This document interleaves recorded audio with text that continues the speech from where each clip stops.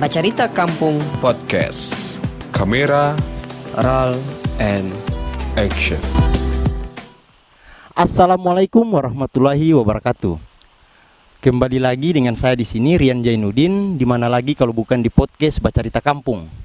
Nah, di episode kita yang keempat ini itu agak menarik karena tema yang kami angkat adalah petani muda Tidore. Nah, di sore hari ini saya sudah bersama dengan ketiga sahabat saya yang kemudian telah berani untuk terjun sebagai seorang petani.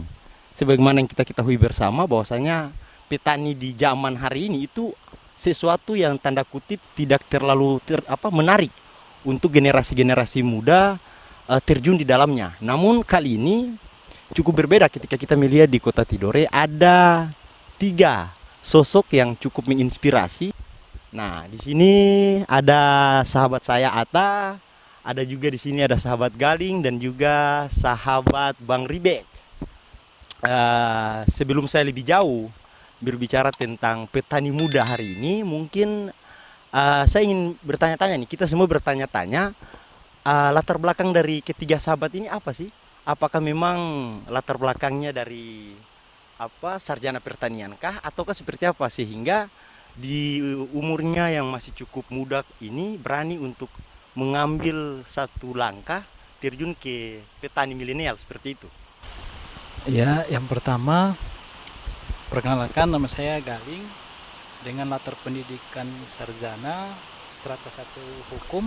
Hukum? Ya.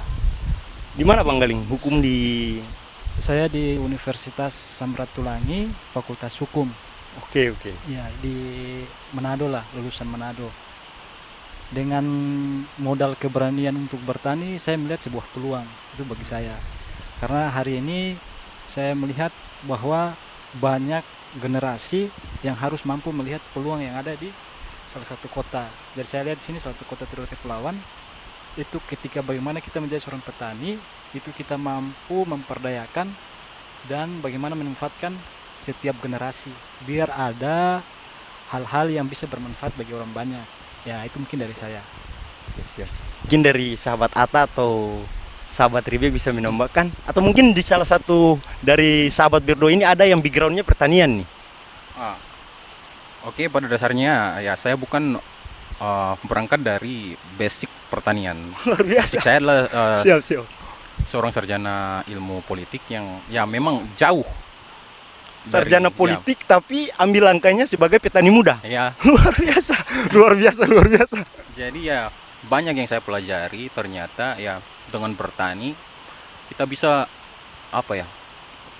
bahasanya ya, bisa tahu bagaimana kita survive dalam keadaan sekarang ini. Ya kita tahu sendiri Indonesia saat ini kan ya membutuhkan yang namanya setiap orang harus survive di bidangnya masing-masing. Ya saya kira pertanian lah ya yang menjadi corong bagi kami. Berarti latar belakang pendidikan kita itu tidak menentukan bahwasanya kita bisa menyesuaikan ilmu yang kita dapatkan untuk diimplementasikan di dunia kerja gitu. That's right, man. Ya.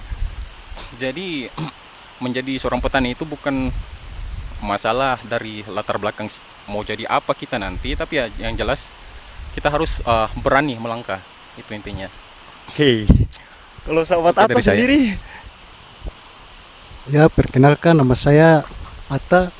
Latar belakang saya pendidikan ilmu komputer. Ilmu komputer. Ya. Teknik berarti teknik. Wah, Teknik satu komputer. jurusan nih. Ya. Teknik. Jadi saya juga basicnya bukan pertanian. Mumpung melihat peluang dalam bidang pertanian, sehingga saya sama Bang Galing sama Kuari melihat peluang ini. Oke, jadi ternyata ketiga sahabat kita ini dari latar belakang pendidikannya itu tidak sedikit pun yang bergelut dengan dunia pertanian. Nah, ini saya juga bertanya-tanya nih, mungkin penonton di rumah juga bertanya-tanya, lalu apa yang membuat ketiga sahabat itu menempatkan keyakinan bahwa kita harus bertani nih? Apa tuh kira-kira? Dari latar belakang pendidikan yang cukup bervariasi, dan saya rasa orang-orang yang mengambil dunia hukum, ilmu politik, dan teknik itu tidak akan berpikir bahwasanya saya akan setelah selesai akan menjadi seorang petani.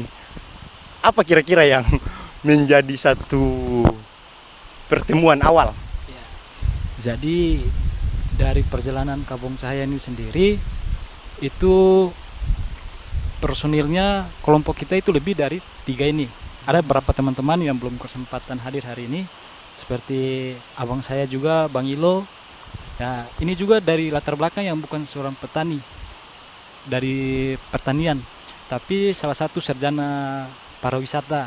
Pariwisata. Ya, ada juga yang punya latar belakang yang dari teknik. Jadi Kampung Cahaya sendiri itu berawal dari itu, ide ini pertama dipikirkan oleh saudara Atta waktu itu. Itu bertepat di hari Jumat jam 9 pagi itu kita berbincang-bincang.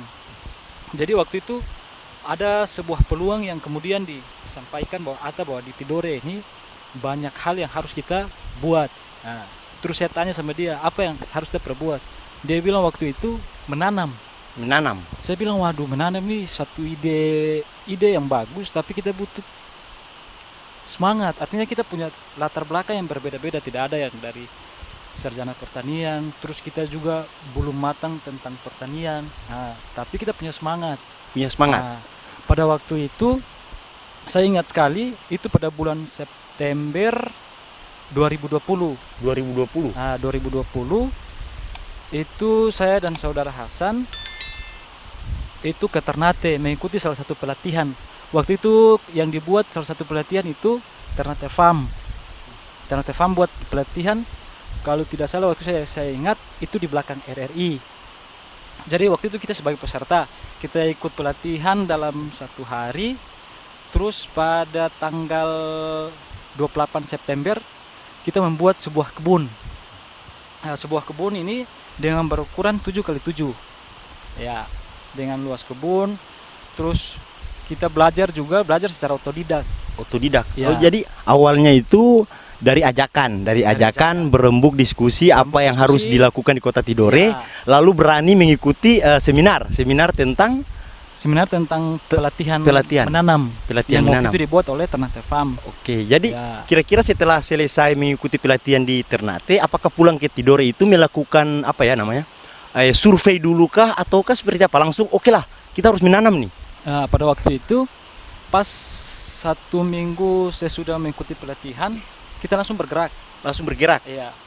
Saya lihat bahwa ini sebuah peluang, ini sebuah pekerjaan yang memang kita harus punya semangat, kita tetap fokus untuk ya kita bisa, ya pokoknya inilah pekerjaan. Karena waktu itu kita belum ada satu pekerjaan tetap bagi kita. Saya melihat ini sebuah peluang, ini menanam. Jadi belum ada survei pasar, belum ada. Kita masih dalam tahap belajar sama tahap pembangunan greenhouse. Nah, pada 1 bulan untuk pembangunan dan belajar, kita deklarasi pada tanggal 28 Oktober. Oke. 28 Oktober itu panen perdana. Panen perdana itu sekitar 1.500 sayur selada. Nah, kemudian di sini satu sisi juga saya mempelajari bahwa apakah sayur selada ini mampu bisa terjual di pasaran atau tidak. Karena saya melihat bahwa pada waktu itu data BPS yang ada di Kota Tidore Kepulauan itu belum ada sayur selada. Untuk produksi yang besar belum ada. Jadi ada cross check ya, dari teman-teman Kampung Cahaya ke dinas apa namanya? Itu Badan Pusat Statistik. Oh, siap. Ya, saya melihat bahwa di Badan Pusat Statistik ini cuman ada 16 item untuk tanaman sayuran, belum ada sayuran selada. Nah, saya melihat ini sebuah peluang. Tapi di satu sisi juga saya harus melihat bahwa apakah di Kota Tidore ini banyak yang mengkonsumsi selada atau tidak. Nah, tapi saya harus berpikir secara bertahap. Saya melihat bahwa hari ini di Kampung Cahaya itu kita fokus dulu untuk pembangunan greenhouse, terus bagaimana kita produksi panen, baru kita berpikir untuk tahap pemasaran. Jadi setelah pulang mengikuti pelatihan di Ternate, 1 minggu. Setelah itu langsung meng-action tanpa lagi survei lapangan kebutuhannya apa, sayuran yang paling diminati apa, yang paling langka apa, tidak survei, langsung ambil langkah. Ya. Artinya gini, ini cukup luar biasa nih semangat daripada teman-teman Kabung Cahaya. Artinya kita generasi muda ini kan ketika melangkah itu pasti mikir-mikir dulu nih, aduh konsekuensinya berat nih. Ketika lakukan ini apa konsekuensinya? Ketika jual ini, wah kaki terlaku gitu kan. Orang anak-anak apa ya Maluku Utara lah kebanyakan seperti itu. Pasti sebelum melakukan apa tindakan mikirnya itu pasti banyak problem lah di dalam. Nah jadi apakah tidak ada dinamika seperti itu, dinamika antara kelima sahabat di dalam saat mendirikan Kabung Cahaya? Nah jadi kan banyak tantangan nih yang teman-teman hadapi sebagai petani muda. Nah kira-kira ada atau terada nih apa nama pandangan ataupun apa ya kalau orang bilang orang bilang hal-hal yang buruk gitu, misalnya dari lingkungan keluarga, teman. Ya, kalau dari pandangan sih saya rasa masing-masing ya. Artinya di sini saya melihat bahwa pandangan waktu itu Ketika mengambil langkah sebagai petani muda, sebagai petani itu yang harus saya pikirkan yang paling awal itu ketika bagaimana meyakinkan keluarga. Kalau untuk secara pada umumnya itu saya tidak terlalu ambil pusing. Saya melihat bahwa sebuah perubahan itu ketika bagaimana kita memulai. Ya, saya pikir bahwa bertani ini juga merupakan sebuah pekerjaan yang sama. Pekerjaan yang sama seperti pekerjaan-pekerjaan yang lain. Ya, di sini saya lebih melihat bahwa ini peluang, ini pekerjaan saya dan saya mencintai pekerjaan saya. Sekalipun itu dilihat bahwa pandangan bahwa saya seorang sarjana dan banyak peluang yang saya harus mengambil langkah di luar pekerjaan saya melihat itu sebuah hal yang biasa-biasa saja. Tapi sini saya bertani dan hari ini alhamdulillah itu berjalan dengan baik. Saya bisa meyakinkan keluarga saya, orang tua saya, istri saya, ya ini sebuah pekerjaan yang saya anggap ya luar biasa. Jadi dari apa? Itu kalau saya keluarganya sahabat Galing tidak ada komplain tentang langkah yang diambil. Nah kalau dari kedua sahabat nih, apakah ada keluarga yang mungkin kenapa harus ambil? Siapa harus bertanam? Mana ini susarjana baru dicari kerja yang lain, kan biasa begitu orang-orang tua yang ada di Maluku Utara. Oke, ketika memilih menjadi petani, otomatis kita sudah menciptakan sebuah benturan. Yang pertama itu tentang status sosial, terus kepercayaan. Ya bagaimana kita mencoba untuk meyakinkan itu, menjawab jawaban itu atas keraguan. Ya namanya orang tua pasti memiliki keraguan. Jadi yang jelas bahwasanya setiap pekerjaan hal yang paling pertama yang harus kita lakukan adalah mencintai pekerjaan tersebut. Ya. Jadi untuk keluarga no comment. Diserahkan ke sahabat. Ya. Ya kalau bagi saya pribadi, saya sempat berseberangan dengan orang tua saya. Ya. Oh iya. Apa yang terjadi nih? Apakah ya mungkin bisa berbagi lah untuk para teman-teman ya mungkin dengan Bacarita Kampung sehingga orang juga dapat ilmu gitu. Karena ya ini cukup luar biasa lah. Coba lah diceritakan lah sedikit lah. Ya mungkin dengan seorang sarjana buat apa harus menjadi seorang petani, buat apa harus menanam. Tapi itulah kami berusaha meyakinkan orang tua bahwa dengan bertani juga bisa, bahwa petani juga adalah suatu pekerjaan yang harus dihargai. Di saat sahabat bilang itu ke orang tua, apa tanggapan dari orang tua ketika dengar bahwa penjelasan dari sahabat seperti itu? Ya maksudnya kita harus membuktikan apa yang sudah kita bilang sama orang tua. Oke, jadi pembuktian itu adalah bentuk daripada konsistensi berdirinya Kabung Cahaya hingga hari ini ya. Luar biasa. Nah ini menarik nih. Kira-kira kalau tantangan selama masa menanam itu apa sih dari Kabung Cahaya ini? Kan ini kan tanaman hidroponik, pasti ada di tantangan lah. Itu kira-kira tantangan yang paling dirasa berat atau ini tantangan ini sudah memang orang mentok mau batal berhenti sudah nih di tengah jalan lah. Ya, jadi saya melihat sebuah tantangan itu di Kabung Cahaya sendiri. Tantangan terberat itu bagaimana kita meyakinkan ke diri kita sendiri bahwa kalau kita sudah ambil langkah untuk menanam, berarti segala bentuk apapun itu menjadi semangat. Karena itu menjadi modal yang paling awal untuk kita, seperti ya, artinya jadi petani ini bukan hal yang mudah. Kita harus menjiwai bagaimana perjalanan kita ke depan. Kalau untuk bertahan, alhamdulillah Kebun Cahaya sudah hampir 1 tahun. Ya, masuk di tanggal 28 Oktober 2021 ini kita 1 tahun, kita berumur 1 tahun. Dan itu banyak hal, tapi saya yakin dan percaya bahwa saya berdiri di ada orang-orang hebat, seperti ada Koari, saudara saya Atta, ada Abang Ilo, ada Ijul, banyak orang-orang hebat saudara-saudara saya yang selalu mendukung. Jadi kalau lihat tantangan, mungkin untuk tantangan menanam sendiri itu biasa kayak cuaca. Ya itu kita tantangan. Kebun Cahaya ini juga kan menanamnya bukan seperti petani-petani yang menanamnya ini tanaman hidroponik. Mungkin tantangannya juga beda gitu. Jadi semua pekerjaan untuk petani sendiri, baik petani konvensional maupun petani hidroponik ini punya kendala yang berbeda-beda. Ya, kalau kita melihat bahwa hidroponik ini sendiri itu peluang ancaman untuk menanam lebih kecil.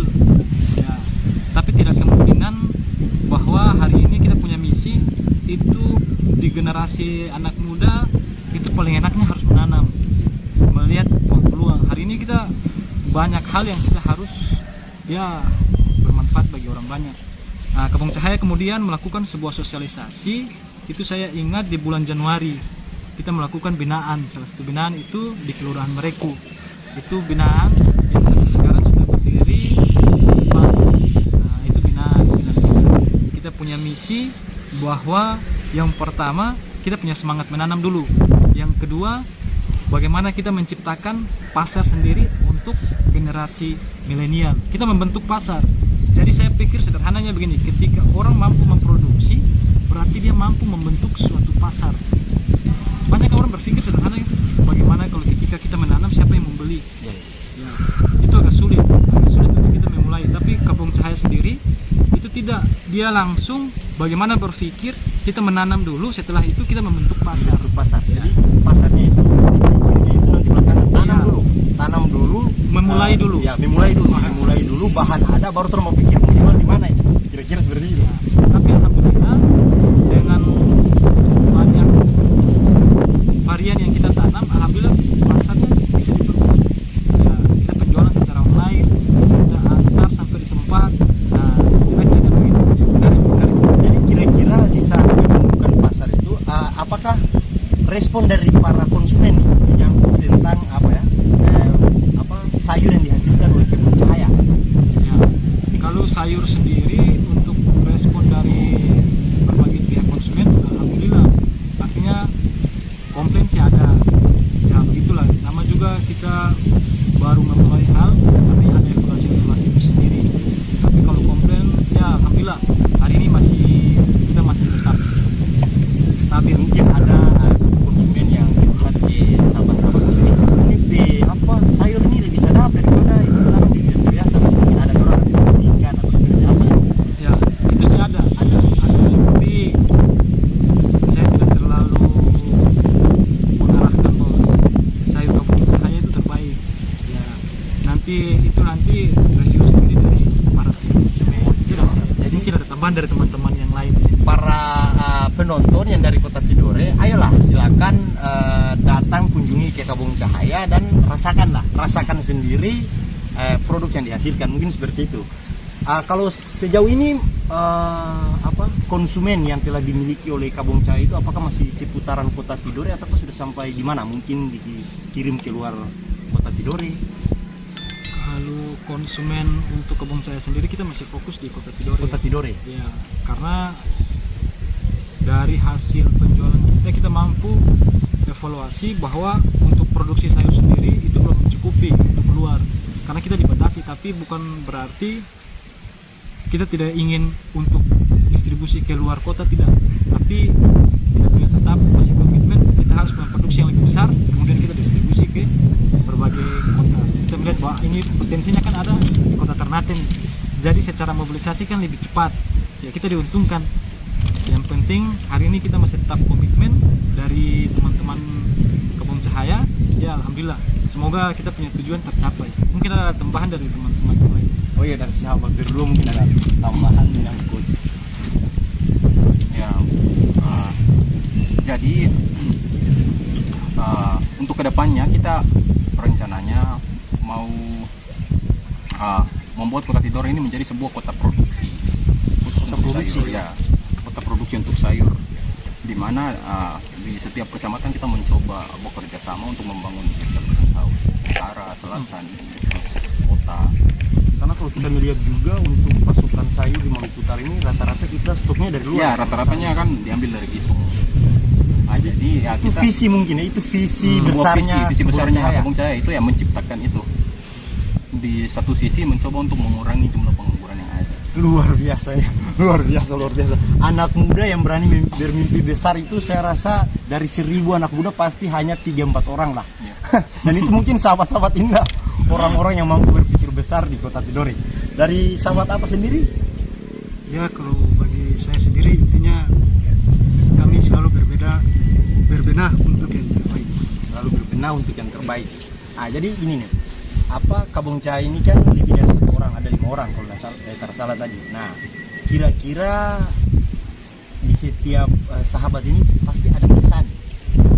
Nah, kesan itu kalau dari sahabat atas seperti apa? Kesan saat menanam, yang paling berkesan lah saat menanam bersama dengan keempat sahabat yang ada.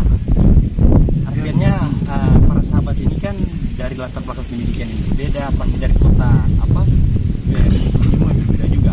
Ketemunya mungkin baru pulang ke Tidore, baru ketemu untuk beranikan diri membuat satu gerakan yaitu Kebun Cahaya. Ya bagi saya pribadi untuk memulai usaha ini kesannya adalah proses ya. Proses. Mungkin orang beranggapan bahwa dengan mulai berusaha pasti mendapatkan uang yang banyak, tapi proses itu lebih mahal daripada uang. Proses lebih mahal daripada uang. Kalau dari sahabat Galing dan sahabat Ribek, kesannya apa nih yang paling diingat atau yang paling berkenang di hati lah? Kalau kesan yang paling saya ingat itu bagaimana saya memperdayakan banyak orang melalui menjadi seorang petani. Karena di sini alhamdulillah Kebun Cahaya dengan 8 bulan berjalan itu sudah ada satu cabang di Kelurahan Bareku yang kemarin itu pas pembangunan greenhouse di 1 Juni. Di 1 Juni kita pembangunan satu greenhouse di Kelurahan Bareku. Alhamdulillah Kebun Cahaya sendiri itu sudah beranggota 8 orang. 8 orang? Iya. Jadi 8 orang ini itu punya misi yang sama. Artinya menciptai sebuah pekerjaan bahwa status pekerjaan dari seorang petani itu istilahnya lebih ke generasi cerdas, petani hebat. Bahwa di sini petani hebat. Ya. Nah, ada satu slogan yang menarik dari Kebun Cahaya ini, apa? Menanam itu asik. Asiknya di mana nih? Asiknya di mana nih? Mungkin bisa berbagi biar orang juga ketika menanam rasa asik begitu. Karena banyak juga generasi muda yang belum menanam, saya tuh rasa berat sampai. Itu kira-kira apa nih? Asiknya di mana nih?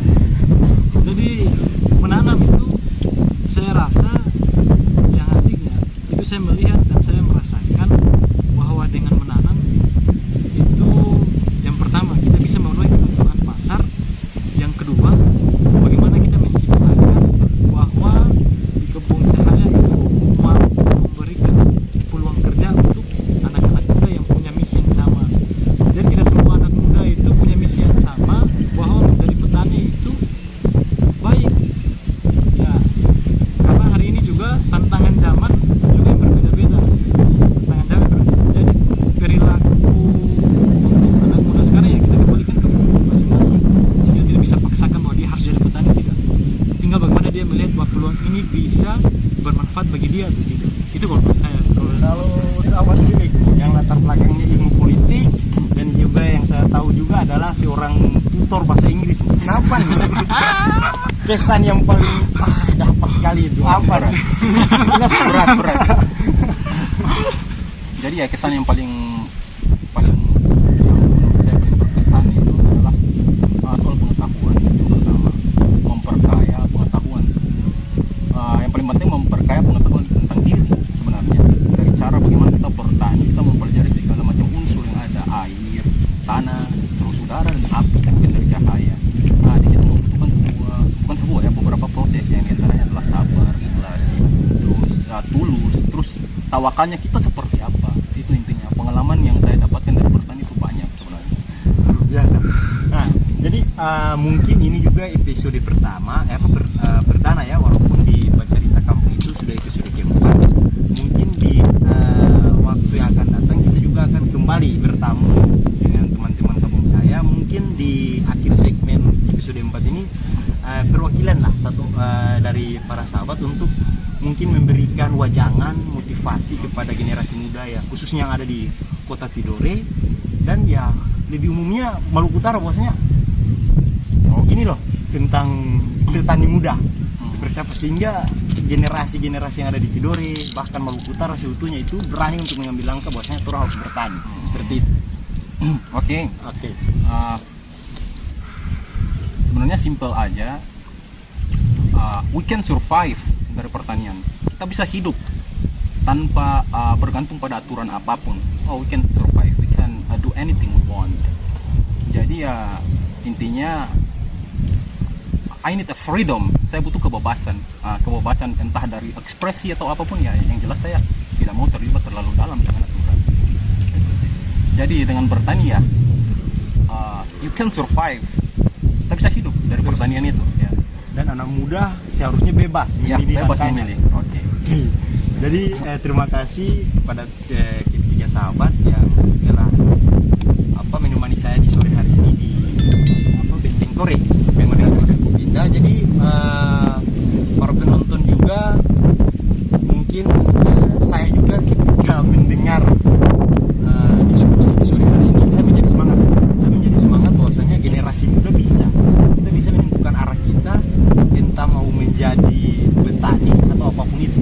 Yang penting dia halal, ya kan? Dan kita mencintai pekerjaan itu. Ya. Jadi untuk para teman-teman penonton di mana saja pun Anda berada, tetap ikuti podcast Bacarita Kampung. Jangan lupa like, komen, dan share. Yang untuk belum subscribe silakan subscribe, atau mungkin Bang yang punya bahasa Inggris coba subscribe-nya. Jangan lupa subscribe. Okay. Jangan lupa subscribe. Sampai jumpa lagi di episode berikutnya Bacarita Kampung. Syukur dofu-dofu.